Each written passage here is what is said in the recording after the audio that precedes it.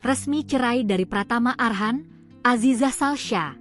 Sekarang lagi sibuk membahagiakan semuanya. Selebgram Aziza Salsya akhirnya buka suara setelah perceraiannya dengan pesepak bola Pratama Arhan. Aziza Salsya dan Pratama Arhan telah resmi bercerai pada 29 September 2025 lalu. Pernikahan keduanya resmi kandas setelah Pratama Arhan mengucapkan ikrar talak dalam sidang di Pengadilan Agama Tiga Raksa. Dari awal muncul rumor gugatan cerai Arhan, Zize, sapaan akrab sang selebgram, selalu bungkam. Kini, putri politisi Andre Rosiade itu akhirnya buka suara setelah dirinya tak lagi menjadi istri Arhan. Zize hanya meminta doa dari publik saat disinggung soal trauma. "Doain aja yang terbaik," ucap Zize Minggu, 5 Oktober 2025.